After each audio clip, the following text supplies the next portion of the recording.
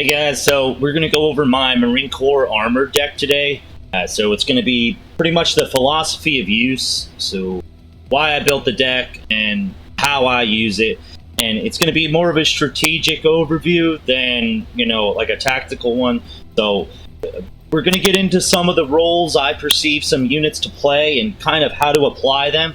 But we won't be getting into like how to micro them, right? The TTPs and how to, the tactics, techniques, procedures, and how to actually use them on the field to conduct operations.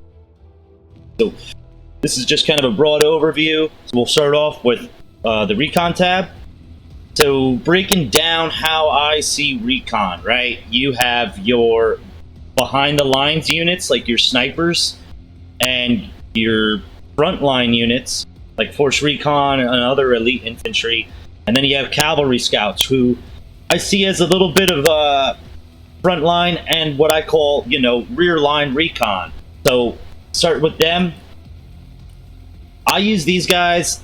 I put them in buildings with my main anti-armor infantry, right? And as you'll see, that's kind of what I center my infantry around, is supporting my heavy anti-armor infantry.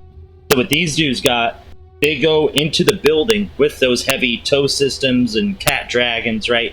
And they give better vision to that specific building that my anti-infantry are in, right? Now, yeah, I'll have Force Recon, I'll have Scout Snipers supporting, but their views may not support my anti-tank infantry all the way. You get what I'm saying? So there might be some gaps in that vision from the Scout Snipers and Recon. So Cav Scouts, they give that better vision for my heavy AT. Scout Snipers, they're the behind the lines recon guys. So you're going to send them out to find the artillery, the fucking anti-air. They can be front line, but make sure, regardless, I turn the whole fire on these guys on, right? I want them just for surveillance. They're a two-man squad, right? Some snipers are three-man, like the Rangers and such, but that's nobody, all right? They're not lasting long. They're not meant for fighting the front line, or really at all. If you can shoot at something that can't shoot at them, sure, that's cool. But even then, in specific situations, you want to have control over these guys, right? All your units, really, but specific control and shooting with the snipers is crucial. You want to be able to tell them what to engage and when. Moving on to Force Recon. So this is my frontline recon. This is what's going to help support my tank assaults and my infantry as they push up and take ground. So there is kind of like this back and forth, is armor the spearhead? Is infantry the spearhead? And the way I play is I do like to push up infantry to get eyes, and my tanks are not far behind, but they're usually hiding behind a building, right? So as you get up in ELO and stuff, people are going to target your tanks a lot, and they're going to micro the shit out of planes and cluster artillery and all this stuff to make sure that they kill your heavy tanks. Do not like them. So with that, I do a lot of hiding with my tanks, and I'll micro them around buildings and in places where I don't think they have very good viz, or they don't have a lot of cornets, ATGMs, and then I'll get in there. Once my infantry start breaking them apart, cracking at their defense, I send in my tanks. I don't send my tanks in first, all right? You want to crack their defense, and then the tanks fully open it. So in a sense, they are the spearhead, but if you send tanks straight at a point, you're going to lose. You're absolutely going to lose. So that's what these guys do. They support my front line vision. IFAV TOW, I pretty much only use it for my flanks. So it gives me I have it with the TOW package here, and they just secure my flanks and help with taking out any kind of armor. So light armor to heavy armor. They can take it and they can hit it, especially if it's on the sides, right? So not only do they support my flanks outward, but they also support my flank inward, right? That's how I want them to be in best practice, right? So if I get pushed, these guys can shoot into where they're coming in, into the point that my front line's falling back. Okay, my flanks can start hitting them. That's why I like that. I take a very big, point in securing my flanks, because yeah, I have a teammate to my left, maybe to my right. They're not responsible for my security. I am. Right? So if they start falling, or if they don't, some people don't put any infantry on their sides, right? They only put it out front, pretty much, and they think nothing's going to get past. But there's gaps, and they'll start picking away. They'll start artying you, and there'll be gaps, and stuff will get through. And then they're seeing shit behind your lines, right? So it's important to secure your flanks, even with a little bit. Like these IFAV toes, they got 1750, range for, optics and 130. They're fast, they're quick. If you need to get them in there just to see stuff, I'll use these guys and this B fist, which I'll get to right now too, because what I use it for is if I think that there's enemy recon in my rear or kind of inside of my area or my buddy's area, I'll send these in and just do what I call like a box scan. So I'll shift attack. So I'll just do a bunch of attack orders in a box, like a increasingly smaller box, until it clears a whole area, right? And if it comes across something, if it sees it, this thing's got 2400 optics. You're gonna see the snipers in the building. It'll stop and engage. So with that, that's kind of what I use these for. That one specifically, if I'm really getting pissed off and a sentinel won't find something, I'll send it. These are for the flanks. Front line vision, I got them with the green ops because I like that they can snipe stuff. They'll just keep sniping something and the other unit can't hit them. They only have 400 range, the other unit, right? Scout snipers behind the lines recon, right? You gotta have control over these guys, though. Remember that. And Cav Scouts for front and rear line recon for my heavy anti-tank, which we're gonna get into. So, running a Marine deck, Marines are the best, baby. We have the best infantry out there, alright? The finest fighting force in the world, #1. So with that, I run pretty much all Marine. They're very good units. They're heavy guys, 13 deep, 14 deep, right? These guys are all 8, but they pack a fucking punch. So, TOW 2Bs, I use that. I use the Overfly. I tested it in skirmish. It does do considerably more damage than the TOW 2A, so I throw it on there. Cat Dragons, I like them. I used to run the Javelins, but this has 2 dragons, right? Which is big, especially when you're trying to break APS, right? So the first, I will a lot of the times have these 2 guys in the same building, if not right next to each other, right? So they're constantly supporting. And with that, the 2 dragons, they might be a little bit, I might place them a little bit up if there is a good position for them to be placed up where they have the same vision as the TOW missile does.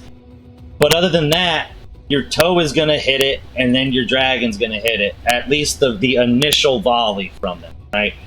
But 2 of them is still big hits. If they do work. They do work.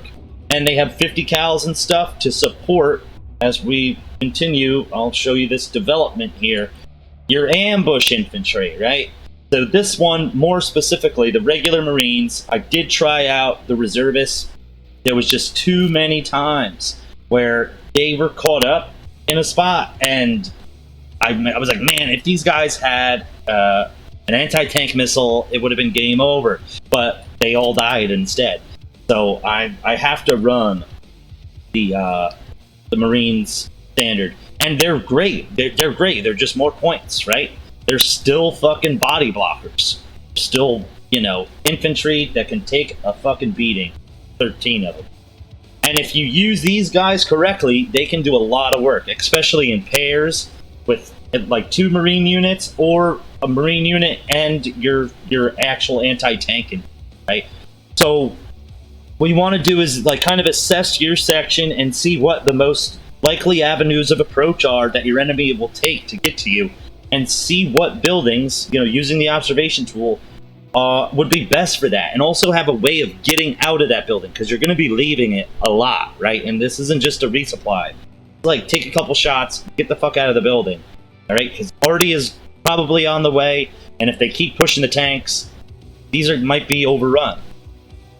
So with that, to help out, if there's like a village or something more into that avenue of approach than where your cats and your dragons will be, but they have line of sight of that road, right? They can see deep into it. You put these Marines at ambush style in that town that you expect the enemy to come into. Kind of not at the extent of the range of the Tow and Dragon, but maybe like the middle of it, right? And these Marines here, you're going to have them on the outside of the building, or if the buildings are kind of like townhousey, right? So there's one right next to each other, there's no space in between. You can find certain buildings that don't allow the enemy to have line of sight to the Marines while they're in it until it's too late, pretty much, and they're in front of the Marines and they can't get away. And then you can start microing and moving around after you get a couple shots off, right? And now the Tows are engaging from the front. Now they've popped smoke. Okay, you get out of the building, get close, finish it. So that's how I use those. Marine Raiders, CQC, guess what I use them for? Raiding, baby. And they're great at it. You send these guys into a building, I don't care what unit's in there, it's dead. It's as simple as that. It could be Russia's best fucking CQC guys, too. Yeah. So that's what I use this for. I use this for hitting those skyscrapers and stuff that have their cornets and their automatic grenade launchers and their stingers and everything, right? Or if they have other kind of raider material, infantry on the field, I'll send these guys in if they're around, right? So with that, all of this is to support my 2 heavy anti-tank. That's what it's for, right? They do a great job of killing infantry and everything pretty much all on their own. These guys don't. Even though they got a 50 cal and a 240, they're you want infantry to support them to kill other infantry. There's only 8 of these dudes. But that's what all this is here to support. It's to support them killing tanks. Right? These guys will kill infantry on their own. These guys will kill infantry on their own. But it's all centered around that. So SMAWs, I have them just as I said. They can deal a lot of damage to infantry, and they can deal a lot of damage to tanks in that supporting role as well. Mechanized AA, as much as I hate Stingers, I think they suck. They're the worst. They're totally inconsistent. They miss all the time, and sometimes they'll hit and do like 1/8 of damage. I've had 2 Stingers hit 1 helicopter, took off like 1/8 of a damage. It's crazy. But that's my infantry tab. I run this with the Raiders just because it's one of the only vehicles that can fit them. The Bradleys I don't really use, but I have them in case I need them. And ACVPs because, I like doing maritime. I like doing freaking amphibious invasions and stuff. And they're fast. That's this thing's downfall. But, as we'll get into, I usually call the Marines Raiders in on something else. The MTVR. Mwah, mwah, mwah, mwah, mwah, mwah. It is fucking awesome. When I don't have this in a deck, I'm like, damn, I don't have my MTVR, man. What do I do now? Because it is so awesome, like just logistics-wise, right? You get 18 dudes or 6,000 cargo, right? Or you could do like 4,000, 5,000 cargo and a bunch of dudes. All in one truck going to one fucking place. How cool is that? Right? So I use this thing all the time, and it'll fit Marine Raiders. 18 seats for them. Like a 5-star hotel in there, all the cargo and MREs they could ever want. Dude, if you don't have it, get this flatbed one on. You don't need the hemp tea or nothing else. LAVAD, I used to think they were cool. I used to think they were good. They suck. You know why? Because they use Stingers. Right? So anything that uses Stingers is just... it's going the way of the dodo, man. It just is not it. Not it. I'm sorry. cool as it looks, right?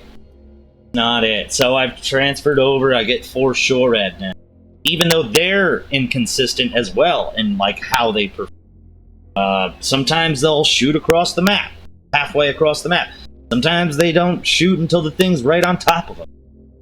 They're just wildly inconsistent, but at least they kill stuff. I could have 3 of these, you know, kind of in a line together, and 2 helicopters will destroy all 3 of them. And I guarantee you, I'm probably not getting 1 helicopter if all they're using is this crazy. Happened way too much to me. I had to learn from my mistakes. So the LAV-L I use as a quick resupply supporting unit. By the way, that's why I still have 1 LAV-AD, is because these are kind of, you know, slow, and this one's fast, 100 forward movement. Anything LAV, quick. It's gonna get there fast. It's gonna support your guys. So LAV I use for quick resupplies and for small things. And also, when I send a Patriot pack out, I send out a LAV-L with it with 2,500 loaded on top. Iron Thunders, the big boom, baby. I mean, look at that cannon. Look at that cannon. I mean, you know he's got a couple girlfriends. So, Iron Thunder kills everything. Fucking, it's badass. It's got 5,000 meters range. For what it is, it's awesome. You know, it can hit laser designated targets, which if you're running recon correctly, you will have plenty of laser designated targets. I only carry 2 of them because I am mostly an assaulter, right? So I just go to the front line and I stay there and I push, right? I do like having Iron Thunder or artillery organic to me in case I need it. But typically somebody is playing the support role, right? And they're maining support. You can call on them, and they're usually very good about it, right? They're usually doing a lot of good work. So I don't call these in pretty much most games, I would say. Most games, I don't call any artillery in. I don't need it. I'm doing fine. But some games where there's just a lot of shit to arty, you want something organic to you where you can control the fire of it and take out specific targets as you see it, right? Because they just have so many cornets in buildings. Their defense is it's so in depth that you need to start battering them with artillery, right? So that's why I have 2 of them. Sometimes I'll call out 1, sometimes I'll call out 2. Just depends. Depends on points, depends on how it's going. GMLRS, same approach as the Iron Thunder. I call it as I need it. I call the Iron Thunders first before I call this. If I do call artillery at all.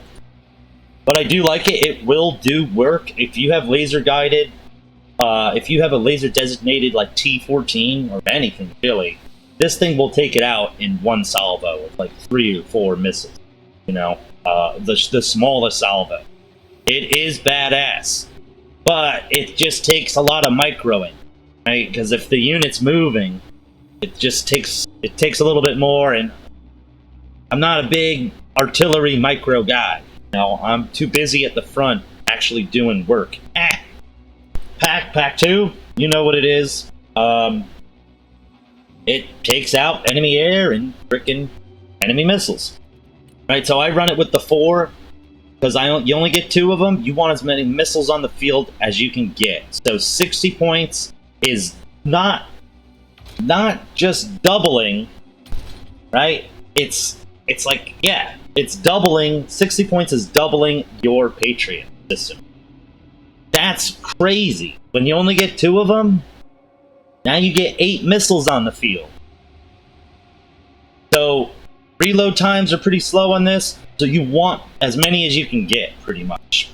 I don't really mess with the Pack 3 or Pack MSEs and all that stuff. Maybe it's a different story with there, but typically, the more missiles you can get on the field, the better. At least with these. And I'll be honest with you, the only reason I would think twice about upping the missiles is cost, right? Because these things do die. With that, they really only die from the thing they're really good at countering, right? The missiles, the seed missile. So when you run one of these, you need to run 2 of them. Because the more missiles you have on the field, the more missiles you can get it out at once, the better your air defense is going to be. So let's just hypothetically, you could have 5 packs. This is without altering the enemy's air systems, right? Their actual aircraft. Let's say you have 5 packs. That's 5 missiles going out at once, right? And they go out quick. Sometimes they could stop 2 seed missiles coming in. The enemy need to have like 10 fucking missiles. At least 10. Just for the 5 packs. Now, let alone you have other, radar-equipped anti-air that they're going to target. But the more missiles you have, the better. Especially with so little... SHORAD, you know what it is. They shoot Hellfires. They also can shoot down enemy missiles as well. So, unfortunately, and you know what? I might just change it up. I might get rid of this thing and put some PVADs in there. Right? Where is the PVAD? Just as like a redundant unit for my Patriots, because I hate those lab PDs. More. So, the PVADs and the SHORAD can both shoot down enemy missiles as well as aircraft, right? They can't shoot down planes. This one can't shoot. But the PVADs will shoot at planes. I don't know about shooting them down. But they both have radar. So the PVADs is great. It's 80 points. You put it by your packs, and that way it gets targeted by the seed missiles instead of your packs. That's the theory behind it. It doesn't always work out that way, but it does help, believe it or not. So redundant units, right? Meat grinder units. That's a good PVAD's purpose. So moving on to heli. So Marine helis aren't the greatest, right? We'll start off with the Osprey. Osprey gets 6,500 pounds, 28 packs. It's pretty cool. It does do a lot of work. I'll use this as an opener with my air tax, right? I always start with good air tax, or at least one good plane, sometimes 2. And I tell everybody else, put your air tax in, motherfucker, pay up. Because it's important that I get this out to where it needs to be, right? Because having this full of like 2,000, 3,000 supply and a bunch of infantry is going to help secure that point. Wait for the real cavalry to show up, and until that cavalry shows up, that enemy is going to be knocked off balance. I'm telling you right now. Very rarely do my infantry guys get overwhelmed and that point gets taken before the cavalry shows up. So those guys, that advanced party that you're sending out there via Osprey, is going to get eyes on stuff. You're going to start seeing things, and as it develops, you're going to be able to respond with different units, right? As you're seeing stuff, and when they finally make it to that point, you're going to be able to hold them off, right? So it's going to put them off balance for a little bit. You can't rest on your laurels, of course, even though you secured that point until your cavalry showed up. But you're going to have the advantage right off the bat, without a doubt. That's what this thing's great for, and it's also good for resupplying your artillery if you bring it out. So your Vipers, your Super Cobras, right? They are fragile, guys. You have to be careful picking these little things up with your fingers. Almost treat it like a freaking toy model. That's what they pretty much are. I mean, they will get shot the fuck up quick. It's like one Tor missile will sometimes take them out. One Panzer missile will definitely take them out across the map. Don't even get me started on Russian AA. So the Viper is, I try to use these guys as cheap as possible to accomplish their, to give them a role and be successful in it. So my thought process behind the Vipers is, because they are so fragile, I'm not going to put like a bunch of money into them. I'm definitely not putting 16 Hellfires on them, even though it's 335 points, right? That's less than the fucking Apache. But I will never get off all 16 Hellfires. If that ever happens, that's crazy. It just won't. Like they're going to have anti-air there, or it's going to come in, and it's going to decimate you in like a second. Right? These are defensive helicopters. Think of it like that. The Apache, the Comanche, those are like true attack assault helicopters where they can go in and take a beating and then come out, right? These guys cannot take a beating. These guys are strictly for defense, right? If a big push comes along, you push them up a little bit, just to get some of the side stragglers and stuff. If you really want to get ballsy, you don't see any AA, you can kind of send them in to hit that main force, right?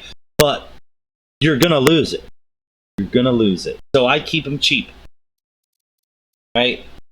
I use the sidearms because they are so fragile, so sidearms will shoot down like Tor missiles and stuff, so radar-guided missiles. It may say anti-radiation missile, right? But it's not truly an anti-radiation missile. It doesn't hone onto the source of RF, right? That radiation, that radio frequency. It hones onto the missile that platform shoots. But that gives me like 3 seconds reaction time to move. It's really 1 second, right? But if I'm not out of there in 3, so I get 2 sidearms. Once that first one gets shot, I'm pulling back. I only have 1 left, and you know how the SAMs are, the Russian SAMs are. It's 1 missile after another, from just 1 system, by the way. So that gives you like a 1 second reaction time to start moving your helicopter back. That's all that is. That's why I use them, but they will protect, if you have all 3 of these choppers out and attacking, those missiles will, safeguard the group. These guys I use as a kind of a cheap do-it-all. The toes are nothing to scoff at. Absolutely not. They wreck shit. So I use 8 toes to keep it cheap. And they're also for my anti-infantry, right? They're kind of a multi-role, cheap helicopter. These will take out light vehicles, infantry and buildings and such. My toes will absolutely hurt heavy tanks, everything else. So they're an awesome helicopter to have on standby. And my Huey, my Venom, man, I love this thing. I wish I had the points to have 2 of them because it's such a good multi-purpose general, helicopter to do anything, right? I need they already my Stinger unit. They already my tow unit. I got to get a new one out there quick because they're just constantly pushing. You send this thing out there with that unit on there, drop it off, maybe drop some supplies with it, and it's awesome.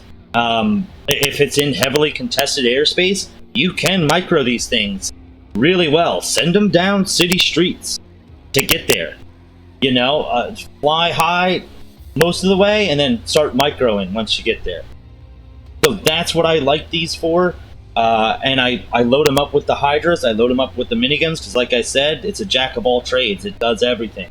It will shoot shit. It will suppress targets as you're dropping down. It's nice. It's nice, and it will kill infantry, like an infantry unit in a building. One of these will take one of those out. So just be careful. They will shoot back. They have to be generally close. We'll get into air. So I'm not, along with my artillery, I'm not a big air guy, right? I send air out in the beginning, and that's pretty much it. That's all I'll use all game.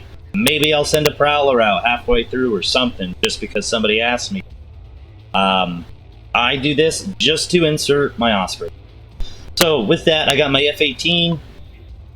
I got 2 gunslingers on there for long range. I want to end this engagement. I want these points back. I want to put them onto the ground and into the assault, right? Like I said, it's just to get my Osprey, just to get my ground troops in place to support them. The Harrier I have as a redundant opening aircraft, right? Something for them to shoot at. And I'll take the Harrier and I'll micro it in the beginning because my Osprey's going to take up all the land anyway. And I'll start off low, and it always starts off low. I'll leave it there, and as it gets to the middle, I'll pop up a little bit before the middle and turn around, right? And I want them to shoot at the Harrier. My Hornet I place in the rear, and as my guy is about to get to the middle and I pop him up, I'll tell my Hornet to go forward too and start engaging those targets. So that's how I open up. That's all I use those for. If there are helis kind of in our rear, I'll send this. But this thing is going to get shot down if I try to take helis out anywhere close to the front line. I might get lucky, but it's not worth 185 points. You know, gamble on luck. Prowler's the Prowler, baby. I loaded up with 4 harms, anti-radiation. It does its job. You send it out, and hopefully it comes back. I like it. Simple. I throw it out there, and it does its job. I don't need to micro anything. Shoot shit. I am kind of experimenting, and I am liking having an actual close air support aircraft, right? So that's why I have this 18D here with the CBUI Rockeyes. So 8 of those, that's it. It's just for dropping bombs on big targets that are like 4 times this thing's points. So, and I did it the other match, and it was awesome. There was 2 T-14s and a bunch of T-80s in the woods battling somebody's Bradley. I sent this thing out. All the T-80s were killed. The T-14s were left on like 1% health, totally immobilized. It was cool. It was 100% worth it, and it's fast. It gets there because you're constantly, you know, trying to keep up with the intel you have, right? So if you only have intel in the woods for as long as that unit's alive and it's about to die, right? Probably within 5 to 10 seconds, you know, maybe. At least that's when you have eyes to know what they're doing. Maybe they're pulling back. I mean, you pop smoke and you know, reverse up. What are they doing? Where'd they go? You can guess, but hey, if you're sending 305 out, I would really like to know. So the faster it can get there, the more accurate it's going to be. You can think of it like that, right? While you have the intel. So that's my thought process on a lot of these things. Tell me, guys, what do you think? What do you use the Marine Corps Armored Deck as? How do you perceive the roles of certain units? Let me know. I'd love to learn. So that's all for now. Let me know what you guys think of the video. Cheers.